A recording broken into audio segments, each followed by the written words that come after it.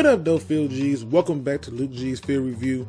I am back at it this time, giving you an inside look at how Luke G looks at football across the board. One of the things I like to do is I like to put my attention on the little things because I realize the little things are what win games. Now, this right here is footage of the Lions versus the Jets, and it's from the NFL Game Pass film session with Jamal Adams. Now, excuse me. Now, what I love about this is all technique. This is all film study. And I'm going to show you what he saw in that game against the Detroit Lions. I'm also going to show you how this correlates to how Luke G rates players. How he can see a player do something and be totally into what that player is and understand that that's a ball player. So let's get into it. Right here, they're going to break down a play against the Detroit Lions. So let's get going. I know we're in cover 3. So right now I got the flat. I knew they're going to try to hold me in this flat. You got a flat, you got a corner, you got to clear out. 3 different layers. 3 different, yep. We call this A7-3, or you want to call it layers. So right here, I'm playing eyes, and I'm not taking the cheese. This is cheese they're putting in front of me. As soon as I take that cheese, he's going to dump it right over my head. So I had enough depth. I opened with a perfect angle, and I made a play on the ball. This is all eyes right here. This is completely eyes, and knowing that Riddick is going to get out. He's the guy that's automatic. If he's in the game. If he's in the game, he's getting out. He's a child back. When I say child back, I mean that back is sitting on that tackle outside hip, and he's automatically getting out. He's not going to run the ball from standing out there or lined up right there. What a great play from Jamal Adams. You finished it. I did. Like, it hit his hands. Yeah. And you finished T.J. Jones there. So I just wanted to give you that little bit right there so you can see it in its entirety. And then we're going to go through and listen to what he said, because there were some key points in there that he said that truly got me like, really? This is where we at right now, people? So let's start off with him going to the breakdown of the play. Popping the ball out. I'm thinking about popping the ball out, for sure. All right, now immediately the first thing I want you to do is pay close attention, all right?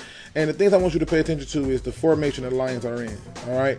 And I want you to look at this. I want you to look at the defense. Now, as he's breaking it down, I'm going to tell you the key things that stood out to me, because these are a lot of the same things that I saw when watching the game. I know we're in cover 3. So right now I got the flat. I knew they're going to try to hold me in this flat. You got a flat, you got a corner, you got to clear out. 3 different layers. 3 different, yep. We call this A7-3, or you want to call it layers. So right here, I'm playing eyes, and I'm not taking the cheese. Now, the first thing I want you to do, because there seems to be this belief that our quarterback, Matthew Stafford, he stares down his receivers. All he do is stare down his receivers.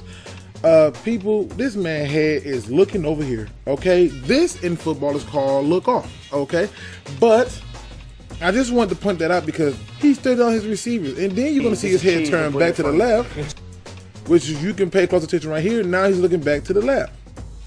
But I want you to understand that the pass is coming from over here to here, all right? As soon as I take that cheese, he's going to dump it right over my head. Correction. The pass is coming from here to here. So he's going right here. And I want you to see how he went from the right to look to the left. Yeah, so I had enough depth. I opened with a... Now, some of y'all are going to say, oh, if he throw that ball correctly, then, you know, this is not a play that Adams can make. I argue to say that the receiver needs to hold on to the ball is one part of it. But if we just go back just a little bit, all right, and we look at it right here. He even though he turned his head here, he can't throw it here. He just can't. There's a defender here, okay, who is sitting there. So cheese, he gonna dump it right here. There's pressure on him. You don't think Matthew Stafford feels that pressure? He sees his guy right here. So the read is right. He could have went here with it, but at this point, the pressure is there. He's already looked the guy off. So what we get next is this piece right here. And this is all technique that you're seeing from Jamal Adams. Right over my head. So I had a... Now, at this point, you're thinking, oh, if he just drop it in the bread basket, he can turn and go. Again, I want you to realize this. This guy is on him. Okay, he's already on Stafford as the ball is being thrown. Enough depth, I open with a Now, the receiver's job at this point is to secure the catch. perfect angle, and I made a play on the ball. This is all eyes right here. This is completely eyes, and knowing that Riddick is gonna get out. He's the guy that's automatic. If he's in the game. If he's in the game, he's getting out. People, you don't think that this is something that's been said repeatedly by me. It's been said by numerous of other YouTube people who have said that this was a predictable offense. It was predictable based on the personnel who was in. If he's in the game, i.e. theoretic, he's getting out. But I want to show you what technique and preparation do. He's a child back. When I say child back, I mean that back is sitting on that tackle outside. First of all, let's start off with the disrespect of a child back. And I know somebody's going to say, well, he doesn't really mean he's a child. Anytime you call somebody a child, in my opinion, you're just being disrespectful. We all adults here, let's be honest. But the thing that he's pointing out is this. Look how far Theoretic is lined up. This is the tackle. This is Theoretic. Tackle, Theoretic. Tackle, Theoretic.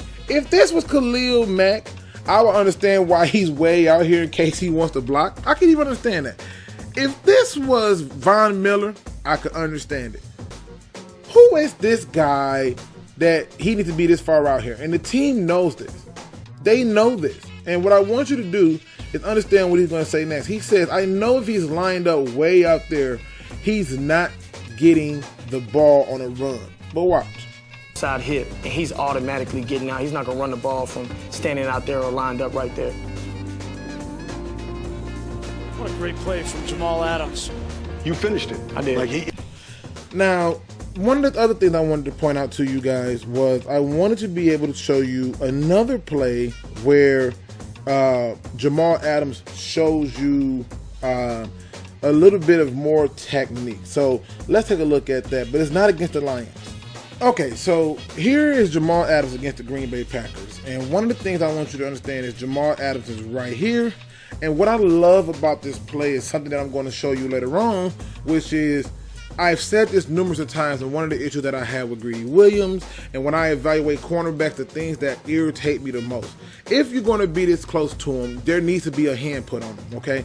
And my reason for that is you should always, as a cornerback, dictate where the receiver is going. But watch what happens when Jamal Adams understands this concept. Obviously, up top, they're running Indy 7, what they always do, what the Packers was doing through film. And, you know, they got Jimmy out here, so I know I got to win my matchup. But his split is telling me, it's telling me all day, he's not running the slant. He's running the fade. He has a lot of field to the right. Real estate out here. He got a lot of field to the right. And I know it's going to be one-on-one, so I got to win the matchup. Just put hands on him and look back. Lobs one, end zone for Jimmy Graham. Incomplete, flag out. After this happened and this laundry comes out, you're shocked. Oh, man. Like, what? Because I can't tell if he initiated contact here, Jamal. Yeah. Like, he got his hands on you just to say it. Yeah. A thing that you focus. And I just wanted to be able to show you that part because this is the importance of having the hands on there. Now, is that a pass interference? I mean, that's questionable depending on who you ask. But for me, that was good football. But nonetheless, I'm going to give you more footage to show you that the Lions offense was too vanilla, too simplistic, and too predictable. I'm also going to show you why technique wins every single time as we switch over to another player.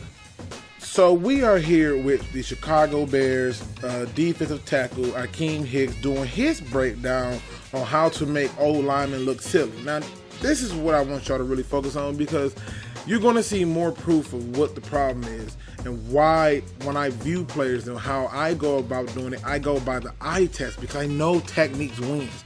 Technique is everything for Luke. Luke watches the game and he's looking at every little piece that they do their assignment right. And I can tell based on alignments and the formations and what's going on. I'm like, okay, he didn't get his block. Oh man, look at that stance. And these are the things that make the best of the best players good. But I want you to listen to what he says about hand placement and how he then puts that into how he destroys the Detroit Lions offensive line. really, it's a hand game inside here right now. It's a hand game and it's a power game. Yeah. If I can get a hold of you and you're scared of my power, I can do so many things to you. I can take you back there. Yeah. I can snatch you across. I can shed you aside. Yeah. There's so many things that you can do if you have proper hand placement and strength behind it. Thumbs up. You like your thumbs up. That locks your elbow, right? Please send that to my position coach. Tell him my thumbs are up. I mean, come on. Thumbs are up. First thing I see is hands inside, thumbs up. Like, nobody can break that grip of you right there. Nobody. Locked in. Look at the offensive lineman's hands. Yeah. He's reaching and trying to get a grip on nothing you. on you. But if you lock out, you're great. I mean, that's why you bench press. You can do whatever you want right here. Look how strong, man. That's some violent hands you got. So, now, I'm going to go back because there's a lot going on here. And to me, again, we're just talking about the technique part of it. And the technique part of it is what we're looking at. So let's get into it and break this down. Behind it. The first thing I want you to do is pay close attention. Zach Zinner is in the game. And many of you may look at this game and go, well, we're clearly at home. How do I know that? Our logo's on the field. And so, yes, this is from Thanksgiving. But I want you to pay attention to this formation for a moment. Just pay attention. This is the tight end, Michael Roberts. I want you to look at Michael Roberts, but I want you to pay close attention to the running back and what has been the case and the issue for a lot of people. thumbs up. You like your thumbs up. That lock. Now, at this point, you see Michael Roberts is coming here pulling, okay? And the lineman on a run play hasn't even moved Hakeem Hicks. He hasn't even begun to move Hakeem Hicks. But watch what happens to this lineman. I couldn't make out what his jersey number was, to be honest with you. It could have been TJ Lane, could not have been. I just couldn't make it out. But pay attention to what happens. Locks your elbow, right? Please send that to my position coach. Tell him my thumbs are up. I mean, come on. Thumbs are up. First thing I see is hands inside, thumbs up. Like, you, nobody can break that grip of you right there. Nobody. Locked in. Look at the offensive lineman's hands. Now, again, I can't see the guy's jersey number, but watch what happens. Yeah. He's reaching and trying to get a grip on me. I want you to see something. This little white speck that you see right here, this is crazy to me. This little white speck right here is our offensive lineman's hands. There's so many things wrong with this play. There's no way I should be able to see this man's hands right here. I just should not be able to see it. And the reason I should not be able to see it is because they should be blended into his white jersey because he should have inside leverage. But what this dude Hakeem Hicks did was put his hands up on his shoulders and extended them so he controls what happens to the lineman. Now let's pay attention a little bit better. But if you lock out, you're great. I mean, that's why you bench press. You can do whatever you want right now. Now, I want you to understand something.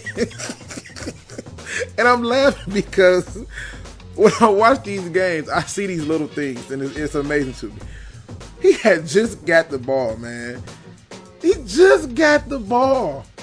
I mean, and what happens is this guy gets tossed like a rag doll. Watch what happened when Zinner tries to use his vision to bounce it outside, because why? Adrian Amos has filled the gap behind Hakeem Hicks. Okay, this should not be happening, people. Okay, all right, here we go. Well, strong. I mean, where's the running back supposed to go here? Like, I mean, seriously. But again, this is all technique. This is how Luke sees the game and how he watches it. That's some violent hands you got. So now we're going to look at some more technique, and I want to show it with these particulars because they use the Lions as example, and it's going to be very telling of what some of the issues are with the Detroit Lions and why I don't believe in this concept of blame the quarterback every time, no matter who the team is or the player. But let's just look at it. the same thing here. You just see it. And he's leaning so hard. In the initial stages. Yeah. I'm saying to myself, okay, I'm about to give you this work. But if you can win fast, you win fast, right? Oh, for sure. I call you. Now let me go back a little bit because One of the things that I love about this is they talk about this idea of leaning, okay? And watch what Rakim Hicks said he notices. And this is part film study, but this is him using technique and understanding what his opponent is doing and using that body language to determine what he's going to do. But watch this. The same thing here, man. You see it? And he's leaning so hard. He's leaning so hard. So one of the things that when I played linebacker, I would look to see how much weight they were putting on their hands. Because a lot of times if a lineman puts a lot of weight on his hands, he's trying to fire off. But if his hands are not have a lot of weight bearing on it, I don't see the forearm flexing, I don't see the fingertips flushed. If they got gloves on, you obviously can't see it. But if I don't see those little tails that lets me know that he's got weight on his hand, I know either he's pulling or it's a pass play. Now, if he's real relaxed in his stance and he's kind of lying back a little bit, I know that it's going to be a pass. These are the little things that Luke sees. But in this instant, this D tackle, Rakim Hicks, notices that this guy is in full out, put pressure on his hand to fire off. That's one. But the biggest thing is and I'm trying to cue it up to that time, but I'm just having a hard time doing it, is he notices that when LeGarrette Blount was in the game and this guy is leaning forward, it's a run. Now, this is another tell for those people who don't understand how this works. And this is where a guy like Kerryon Johnson provides a different dilemma for defenses, because you don't know if he's catching the ball at the backfield. You don't know if he's blocking. You don't know if he's running the ball. You don't get as much information as it is with this. And for the Lions last year, it was known that when LeGarrette Blount was in, majority of the time we were probably going to run the ball. And if Theo Riddick was in, we were probably going to pass. But what you start to notice is he just happened to notice how much weight he had on and who was in the backfield. So let's take a look at this. In the initial stance. Yeah. I'm saying to myself, okay, I'm about to give you this work. Now, right here, I want you to pay close attention, because this is one of the reasons that I feel that Frank Ragnow would be a better center than what Glasgow is. And just to show you something, we're looking at Rakim Hicks basically olay the guard to make the play. But watch what this center do. So you kind of got to watch both. But if you can win fast. Now, many of you may say, well, he made the block. Here's the problem I have with this block, people. Okay? If we just go back right here. All right. You're uncovered. So I know you got to go get this guy. Like, I know you got to go get him. You know what the play is. Why not throw a hand, like snap the ball, throw a hand on this guy to help this dude out, to throw him off, and scoop your way up to the linebacker. But what he does is he waits for the linebacker to come down to him. And these are some of the other things that I see when watching it. The film study about this is about Rakim Hicks and how he's exposing this right guard. But I want you to pay close attention to the center as well. Yeah. I'm saying to myself, okay, I'm about to give you this work. But if you can win fast, you win fast, right? Oh, for sure. And I understand what's going on there. I just wanted to point it out to you from the standpoint that, technique is everything. Knowing your opponent is everything. When Luke is watching the games, that's what he's looking at. Now we're going to look at one more player so I can show you just a little bit further of some of the things that I look for when evaluating players and things like that. Because this is how I'm able to determine who's going to be good, who's going to be bad, who fits what we're doing. What I personally love to see from a technical standpoint. This helps you get inside my head and what I see in these games. Now we're going to take a look at the Minnesota Vikings cornerback, Xavier Rhodes. And what I love about his film breakdown is he brings up some points that you can clearly see in the film in itself, but it also helps you understand the difference between mediocre players versus talented players. Because see, he can rely on his talent. Trust me, he can certainly do it. It's there. But he understands that technique. And if you go, I'm gonna link all these videos in the description, but if you go and look at just the way he keeps saying the word technique, listen to what they all say. They all keep talking about this word technique, because a lot of time it's not the matter of speed. But let's go through and see what he starts off with. This one, he's going to go right into knowing the route by understanding the player's movement. So let's talk about it. Oh, this is the play comeback. right here. Comeback. Yep. Counting the steps.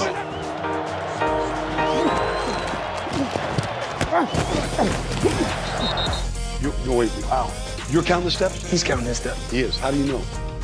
He's not exploding off the ball.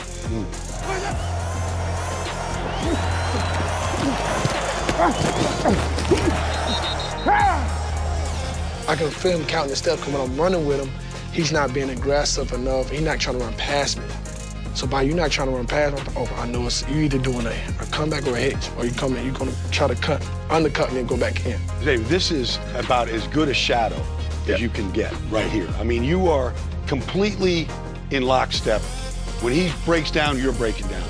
I mean, it is a mirror of each other. And I'm really upset with myself because I slipped at the top of the route. Yeah, that was an interception. Right there. Because you're right there. Yeah. And you lose it just for a second. Yeah. Now, one of the things I wanted you to pay attention to is he paid attention to the body language. Oh, the guy is not trying to, do it. He's trying to be lackadaisical, and he's counting his steps. But I want you to keep that in mind because I want to bring that all in to the Detroit Lions in 1 second. Now, one of the reasons why I always talk about this thing called technique is because there seems to be this infatuation, this love with this thing called speed.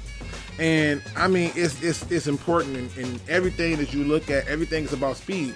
I mean, it's the reason they call fast food fast. And when it's not fast, what you do, you get upset. Like if I go to McDonald's and all I order is a Big Mac and some fries, it shouldn't take 30 minutes, right? Because it's supposed to be fast food. Well, here's another angle of Xavier Rhodes going against a guy who's faster than him. He clearly knows that Deshaun Jackson is faster than him. But watch the technique he used to maintain his speed, distance, and positioning with Deshaun Jackson.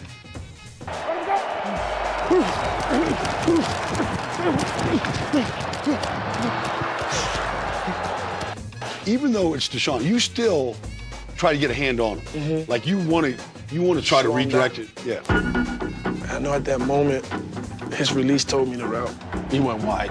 His middle taking him forward. You can't stop on a dime. First, you're too fast. And I want to point this out to you. His release told me the route. You can't stop him. He already understands the body language of what's going on with his opponent. And that is one of the things that I look for to see if the player is smart. Because a lot of the times the players who be in positioning have done their homework, they've done their research, they have not been no chump. They have did what they needed to do to understand it, and now they're going to use the proper technique to do it. But as I go through this particular breakdown with Xavier Rhodes, you're going to find that Xavier Rhodes is going to talk about some other players where he breaks down some things. So let's just look at it from this standpoint of him breaking down Deshaun Jackson. But let's go through and look at another player that he talks about in terms of him getting his hands on to control the receiver. So right here, you're going to see them talk about this thing called a jam and all this different stuff. But it's going to get even more intriguing as he explains some of his techniques. Oh, yes, all the time. Yeah, I know you like that. Yeah, I love that.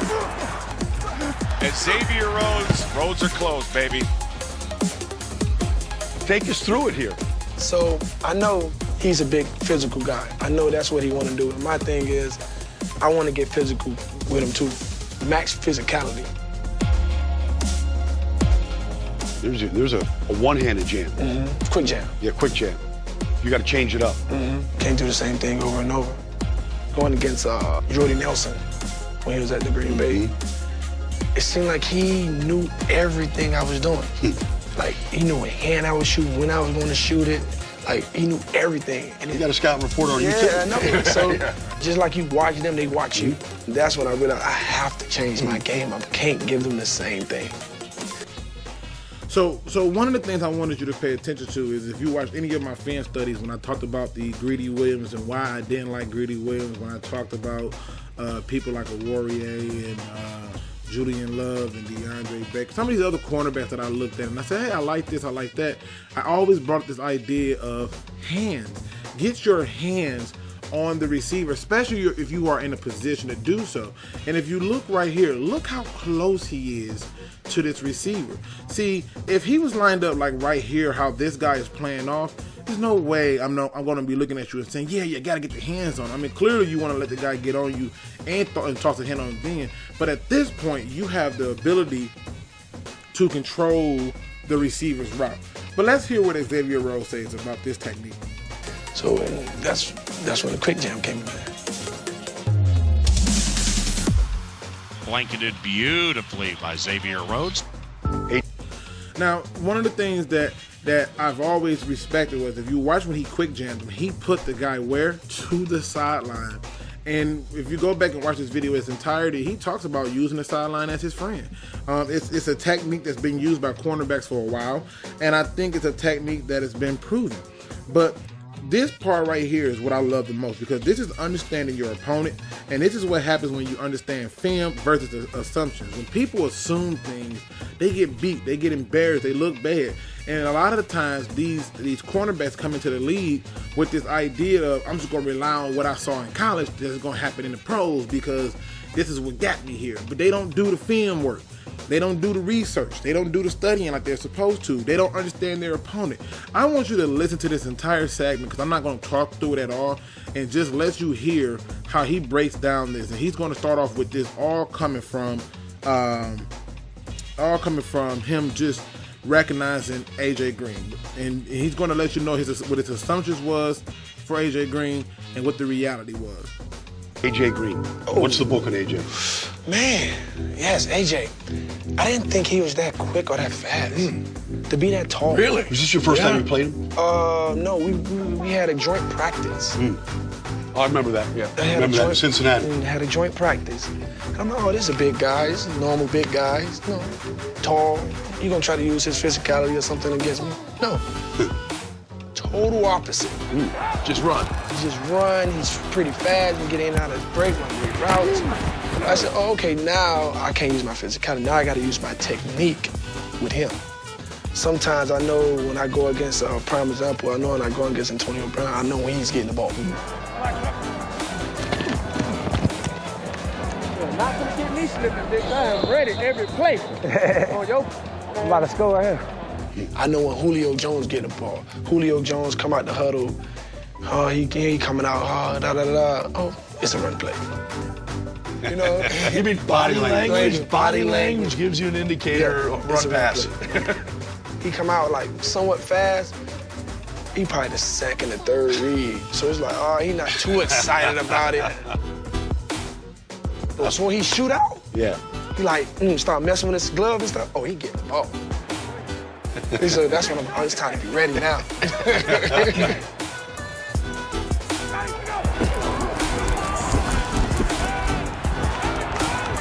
You have to know your opponent. I always tell my guys, know your opponent before you go in that game. What type of receiver is he? Is he a receiver that's going to use his size, his speed? What's his routes? His route's going to be over. His route's going to be comebacks, Hickses. You have to know these guys' routes. You have to break them guys down just as much as they breaking you down. Give us a... And what I love about what he just did, I can tell from the body language that Michael Roberts did not run the right route, and I can tell that he ran it lazy. How? The same way Xavier Rhodes can tell when Julio Jones is getting the ball. He says when Julio Jones ain't getting the ball, he comes out and then he even shows you on the film with him just throwing his hand up, where he's the second or third read. He runs a little bit hard, but you can tell he can care less because he know he ain't getting the ball. Right? He's seeing these things. But when he's getting that ball, Julio came out, he strapped up the gloves, he's getting them ready. And what does he do? He keeps his hands in the distance, not necessarily to touch the guy, but to keep it to where to let the receiver know, hey, I'm right here with you. So, hey, here we are. And this is how I knew when I saw that interception in that game on Thanksgiving that, oh, that's on Michael Roberts. And then what happens? Michael Roberts gets benched. He's not on the field anymore after that. And then not too long after that, the Lions go on to attempt to find a tight end. They've tried to trade for one after that the entire season. Couldn't get it done. Had a trade set up for Rob Gronkowski, couldn't get it done. They scouted so many tight ends, it was ridiculous. They took T.J. Hockenson in the draft. They took Isaac Nata in the draft. They took Jesse James as a free agent. And it let me know that Michael Roberts' opportunities were cut short because that was such an egregious play that it bothered the coaching staff, as it should. So, with that being said, ladies and gentlemen, you want to understand how Luke G watches these football games. He watches it for the technique that the players use. He watches the play in its entirety, but he's also looking at those little pieces like, God, did this guy run the right route, or was there protection there? What happened on that protection? What was the tail on there? And a lot of times, if I can't predict the play, that lets me know that, okay, we're in the right direction. But one of the problems with the Lions last year was they was very predictable. So, again, as I always say, people, don't be no chump, please.